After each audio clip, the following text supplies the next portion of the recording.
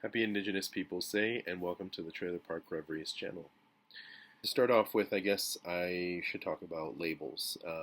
If I had to put a label on it, I would probably describe myself as a Buddhist Christian, or maybe just a mystic, because I have affinity with pretty much all the mystical traditions, whether that's Sufism or, Buddhism, Hinduism, Kabbalah, Neoplatonism. I find a lot in common, in all of these different traditions.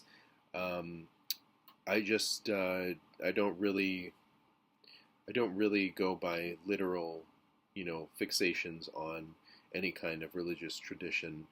Um, I'm much more fluid with with them, and more symbolic, and more naturalistic, I think, than holding to like a firm um, like adherence to any kind of doctrine.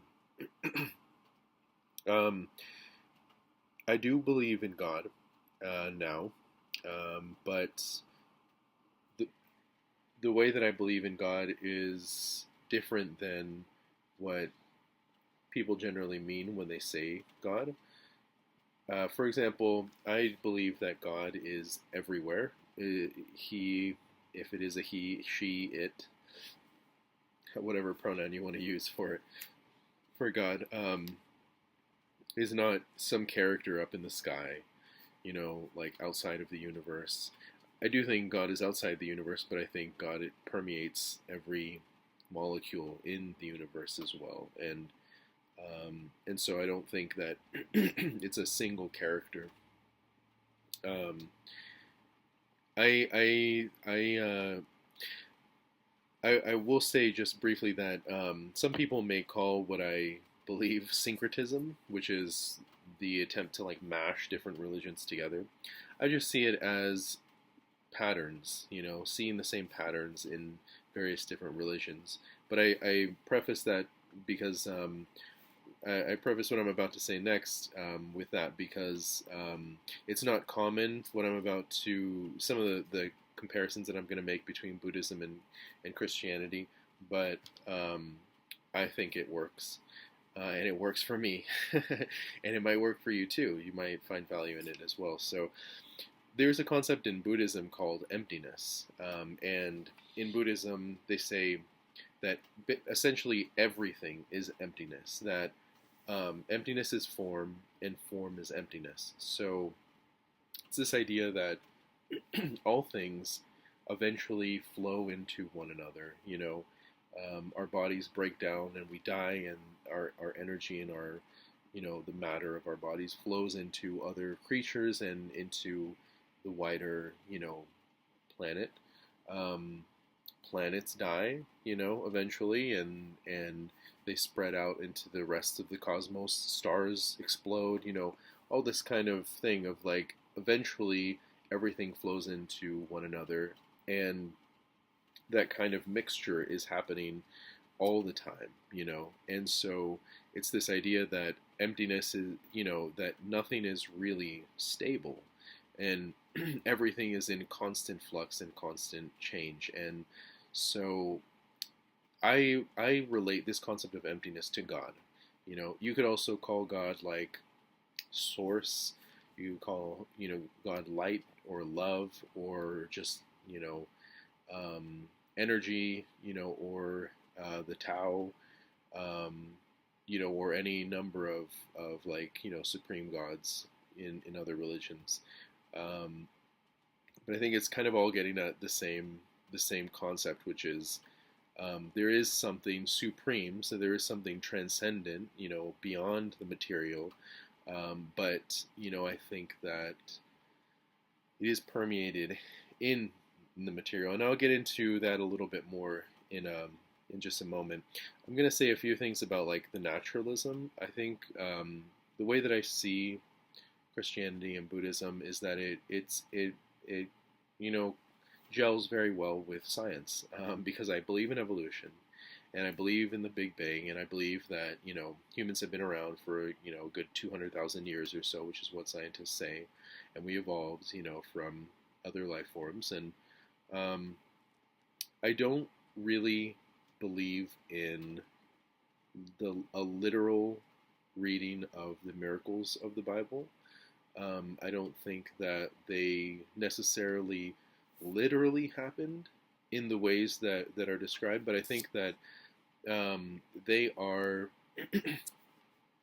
they're stories that maybe have a like a trans rational or like a transliteral meaning, in that they maybe didn't happen literally, but they happened um, in a different way, than just the literal, like, the sun literally stopped, while I can't remember who, while that battle was being fought, or like Jesus literally converted water into wine, and he literally raised people from the dead. I think that there's other ways to look at them in a naturalistic way, and while still holding to the idea that these miracles did happen, but maybe just not, specifically in the way that they, are told in the Bible.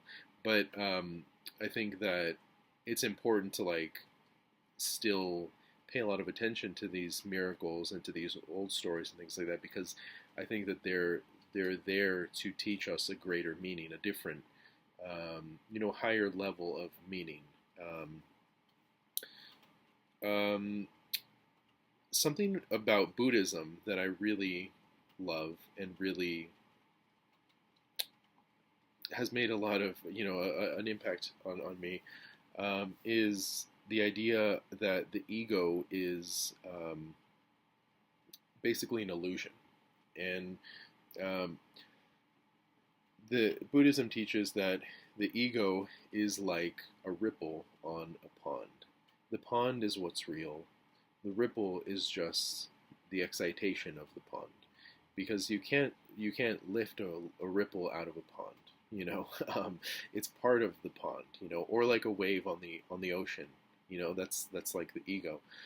It's this idea that the ego dies at our death, but the energy within us that flows through us continues on, past our death. And that's just a fact. I think it's the second law of thermodynamics that says that energy never dies. Energy is neither created nor destroyed. So it is a fact, it is a scientific fact that the energy flowing through us continues past our death. And so the ego, is just like what our consciousness superimposes onto our temporary existence here. And it constantly is fooling us into thinking that we are somehow separate from the rest of humanity and the rest of existence, nature, and in the rest of, the cosmos, when in fact we really aren't.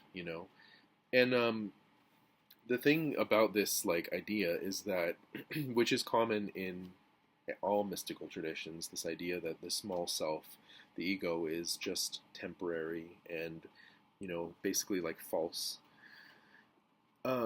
is that it provides a tremendous amount of freedom, and in that you no longer have to be locked into your concept of who you are, your name, and this small temporary person. It also alleviates some of the fear of death, because, like, you realize, okay, well, this person, John, or your, whatever your name is, this is just a temporary thing. It's basically an illusion, but I am part of something much greater than myself, my small self, and that is going to go on past, this death. And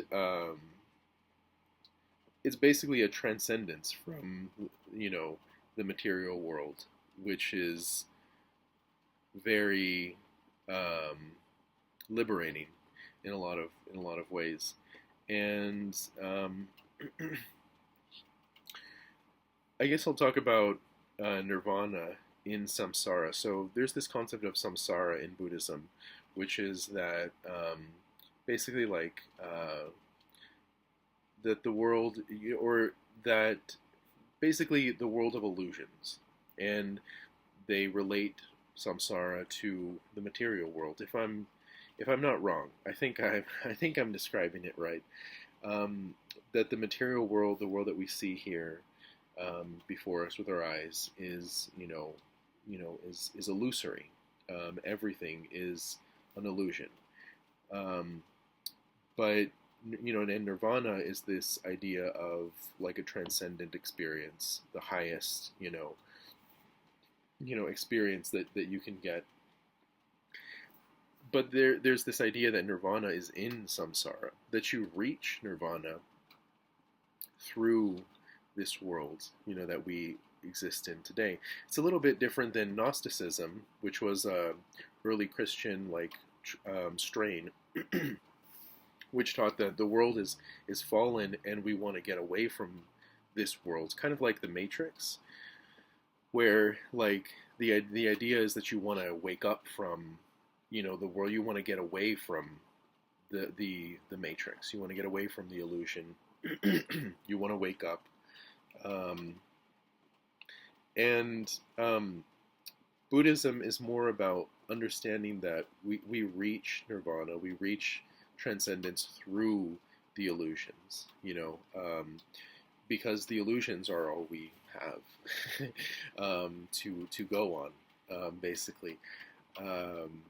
Because we have to exist in this material world, and but you can reach this kind of transcendence through it. So, and I think it's interesting if you relate it to Christianity, in that Jesus was supposed to be like God, or a God in flesh, which is the idea of the Trinity. Or even if you don't believe in the Trinity, just that that Jesus became Christ. He was anointed by God, and he was a divine being in a human form. And if you read the Paul's letters, and also if you read Luke 17:21, it talks about the kingdom of God being within us, and Christ being within us, having the mind of Christ. And Paul says multiple times in his letters that he talks about the Christ in you. And so it's this idea that we are in the flesh, and this material world is imperfect by design. Like it's just, that's the nature of the material world, is that it's imperfect. But we have this other kind of dimension to us, this transcendent dimension, God within us, and that is what is basically like our escape hatch from the nihilism, or the suffering that comes with over-identifying with the material world and feeling like the material world is all that there is. There is this other element, this other dimension that's embedded in, the material world. What is it that brings me purpose or meaning? So I would say this idea of transcendence, this idea that there's something larger than ourselves, and that we can reach it through, whether it be prayer or meditation, or reading something that really speaks to us and our hearts, or whether it be spending time in nature, touching grass, things like that. Enjoying, like, it's raining outside, and just enjoying that, kind of thing. Like just paying attention to the present moment, what's in the now, because the thing about the present is that, and there's a great book on this that I highly recommend, called The Power of Now by Eckhart Tolle, is that the present is all that we have, and I think that that's what these traditions, Christianity and Buddhism, are trying to tell us that um, the kingdom of God, nirvana, is in the present moment. The past doesn't exist anymore. It's gone. Um, it already happened. There's no way to get back to it. It's gone. The future has not happened yet. And so there are these kind of two illusions that the ego tells us, are what we should be focusing on. Because I think that's most of what we think about during the day, either things about the past or ideas about the future. We're constantly in these kinds of realms that don't actually exist. And we're constantly losing sight of the only thing that actually does exist, which is this moment now, right here, you watching this video, me saying these things, right now, and then the next moment, yeah, so I think that's a beautiful thing. That's really the gateway to transcendence. It's through the present moment, and focusing in, on the present. And that's something that meditation teaches us to do, is to constantly bring our attention back to the present, back to what's happening now, and what we're feeling now, and when a person practices that, perhaps not at first, because at first meditation might bring out a little bit more anxiety, because it causes us to sit with our thoughts, and be open to letting our thoughts kind of run through our heads, and but after some time of practicing it, and constantly bringing our attention back to our breath, mainly it's the breath is what's taught in meditation, focusing on the breath. There's a natural kind of peace and kind of like almost like joy that comes out, and that arises just naturally without us even trying to do anything, to force anything. It just comes out, and I think that is transcendence. That is that kind of third dimension of peace or love or whatever you want to call it, that kind of comes out, and that we can reach without needing to pay any money, needing to do anything, talk to anyone. Like, we can just give this, to ourselves. Something about Christianity which I really love, and I think is basically at the heart of Christianity, but which has been like obscured for millennia, is that Christianity is really about voluntary self-sacrifice. It's about there's a Catholic Franciscan pastor priest who named Richard Rohr, who I highly recommend checking out, and I'm going to talk about him a little bit more. But he says that Jesus really came to end sacrificial religion. That is, the religion that is based on the sacrifices of others, whether that be other people or animals. There's that verse where he says, he quotes Hosea, saying that, learn the meaning of this, I want mercy and not sacrifice. But of course, he gave his life for humanity. He sacrificed himself, so it wasn't that sacrifice that he was talking about, because he also said in another verse, to pick up our cross or our torture stake and follow him, right? So he was preaching this idea that true love, real love, it doesn't sacrifice others. It sacrifices, it is the willingness to sacrifice oneself for the benefit, of others. And that's something that, it's probably one of the most beautiful parts of Christianity. I think it's the reason why Christianity became so powerful, was because not only did Jesus do that, but he he transmitted that to his followers such that they were willing to withstand torture and execution. Whether you're talking about, Stephen, or whether you're talking about like all the Christians that Saul was persecuting and executing and stuff, or whether you talk about the other ones that the Roman emperors, um, ordered to be, executed, torn apart by lions, the Roman arena, and things of that nature for literally centuries until, you know, and every time that it happened, it just made Christianity stronger. So, and it eventually overcame the Roman Empire, and they had to adopt Christianity because they really didn't have a choice. It was too strong. You know, I think a lot about this scripture when Jesus said that unless a grain of wheat falls to the earth and dies, it remains but a single grain. But if it falls to the earth, it spreads seeds, and they become new grains.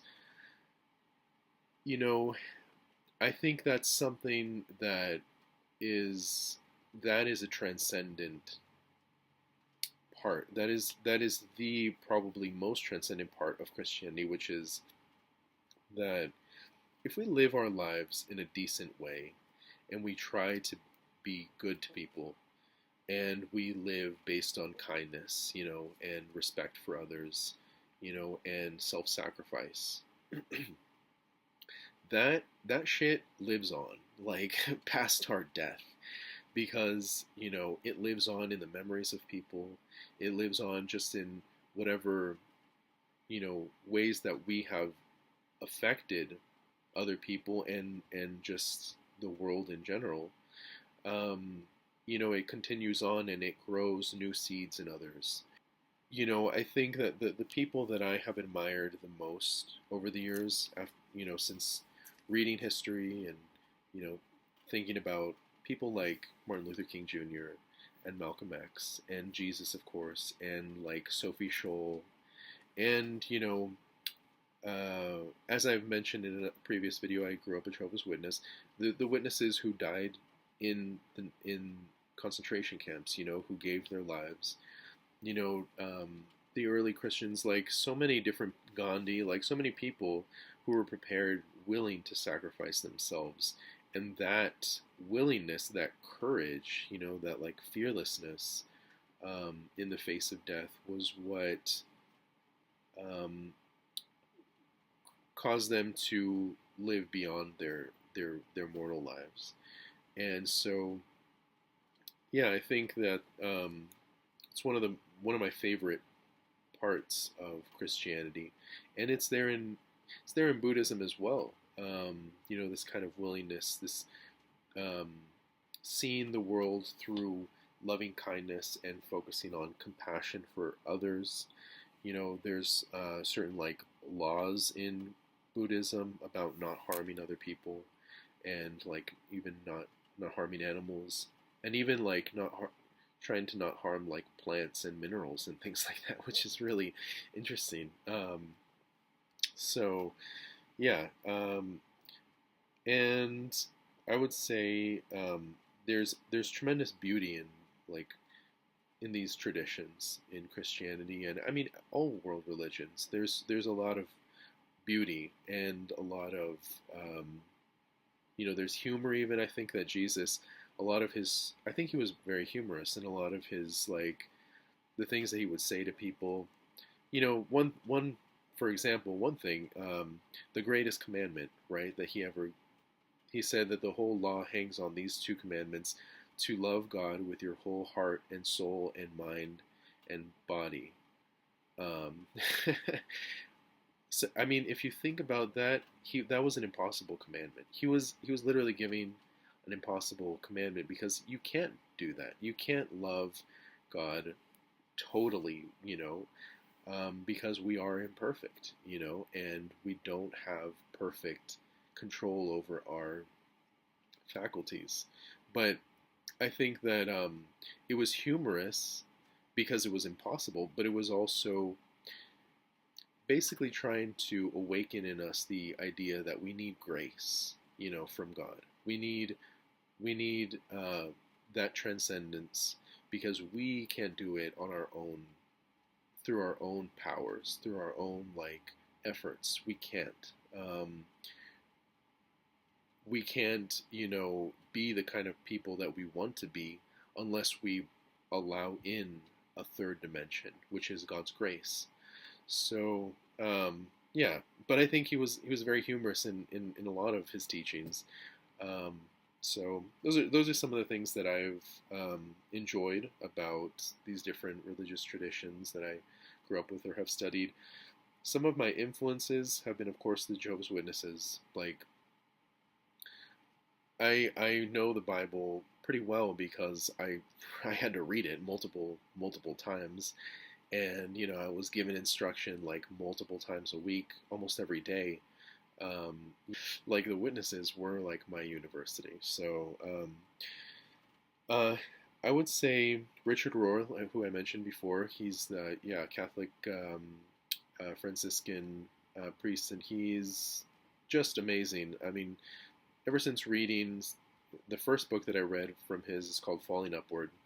It's a just really beautiful book. My favorite that I've ever read by him is called Immortal Diamond, and it's all about the false self and the true self.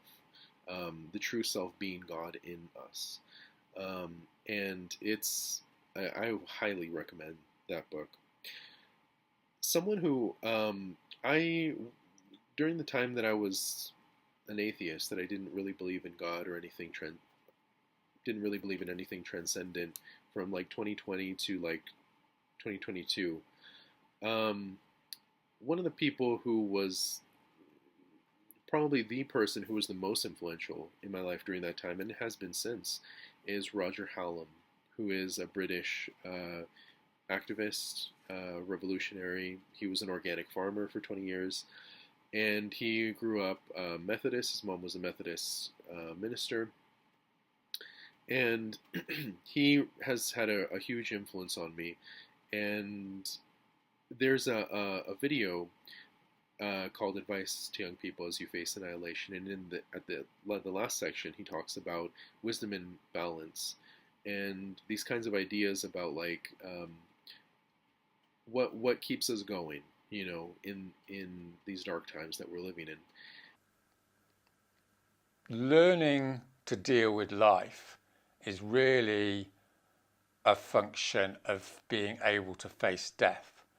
And as people get older, they tend to be more wise, potentially, let's hope so, because they realize they're going to die, and they start realizing what's more important, which is to live an honorable life, to do their duty, to work for the common good, to love the people in their family, to be of service to their community, and what have you.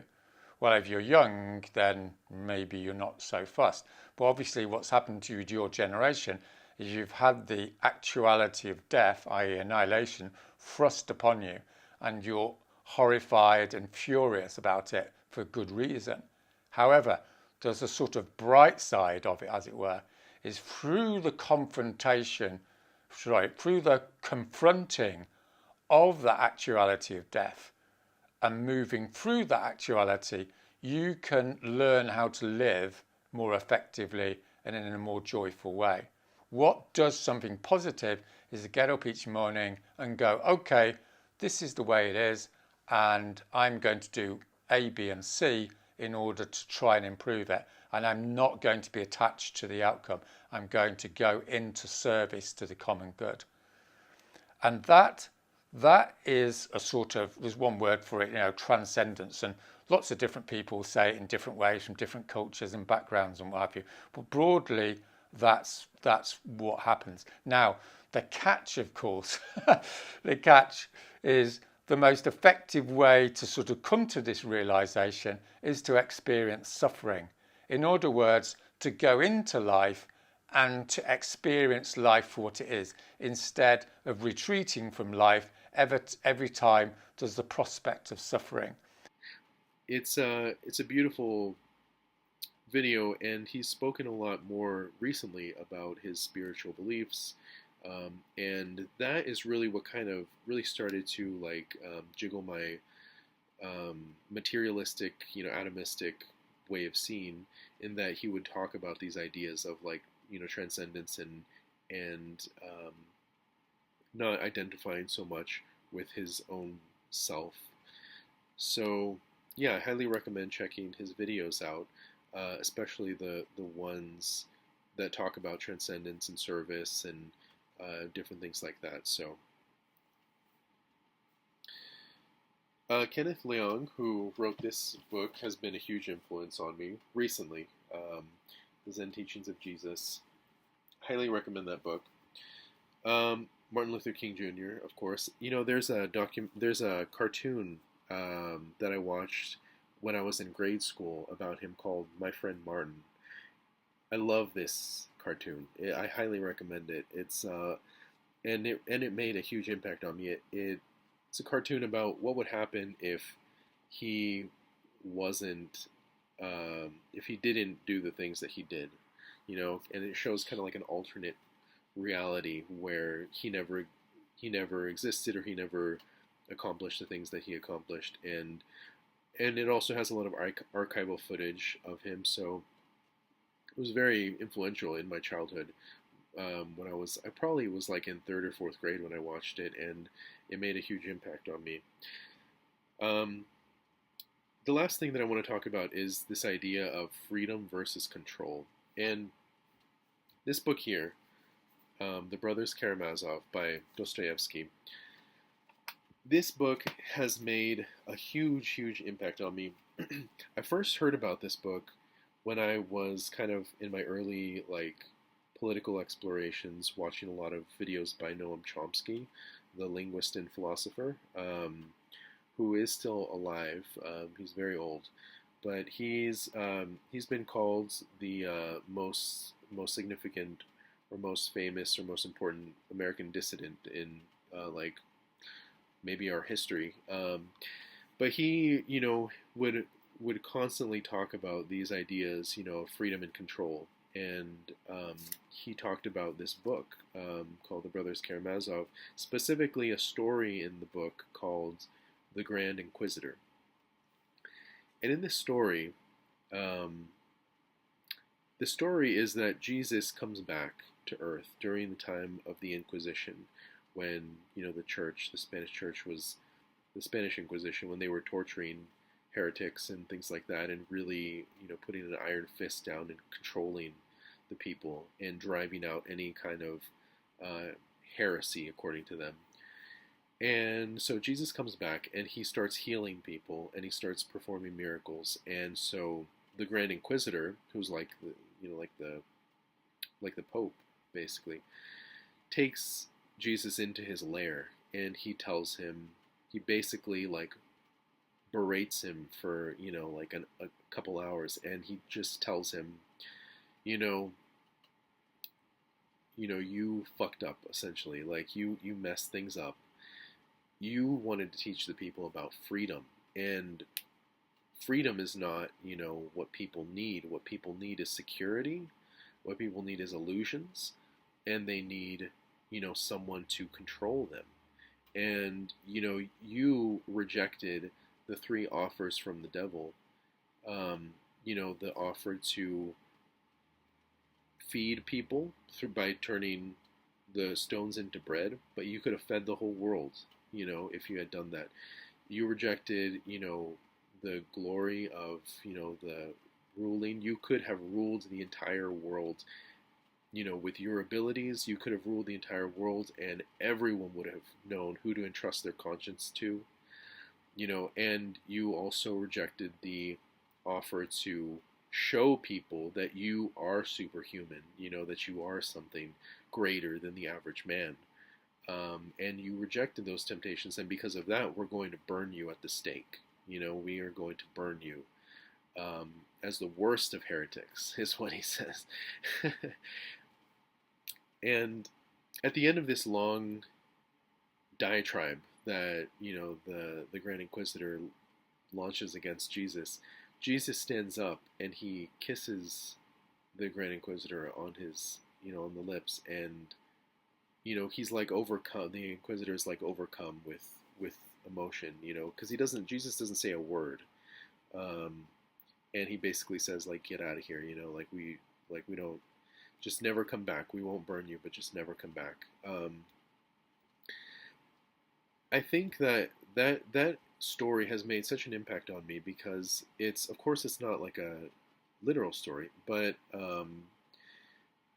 it really gets to the heart of, I think, what Jesus was actually about, you know, and what the great mystics and the great, you know, nonviolent leaders, many of whom have sacrificed themselves and have been executed or have really been about, which is this kind of loving freedom, inner freedom that creates outer freedom as well. And how Jesus rejected these temptations because, you know, the reasons why he rejected these temptations, because he wanted people's free, you know, desire of the heart to, you know, to love others, to give, you know, ourselves up for others. And that is really what saves us in the end, you know, because something that the Inquisitor says is that, you know, you only saved a few tens of thousands or maybe hundreds of thousands of people, whoever was able to really understand your message, you know, and really like, you know, live your message, basically. The saints, essentially, right? But he said, but we saved everybody because the church feeds everyone and we care for everyone, you know, and we are the ones, we took up the sword of Caesar. We finished the work that you didn't have the balls to finish. You know, we did that. And, you know, it's interesting. I mean, we are in modernity. We do rely on, you know, the state and institutions for our security, for our safety. But, you know, I think it's worth remembering and worth thinking about, at least, these other kinds of ways of seeing the world, which is that the material is, it is an illusion, like Buddhism teaches, you know. And when we are able to, to a greater or lesser extent, maybe little by little, sever or separate our attachment to the material and see something, see other kinds of dimensions that are greater than it, then we become truly, you know, powerful, and we become, you know, somewhat closer to the eternal. And I think that that's what Jesus, you know, was really about, and what freedom and love, what these kinds of forces, you know, are really about. So, hope you all have enjoyed this video. Leave a comment if you are interested. I'd love to know, what are your spiritual beliefs, since either leaving another faith tradition or just, yeah, what are your spiritual beliefs? I would love to know. So, hope you have a good rest of your day, and take care. Thanks for watching.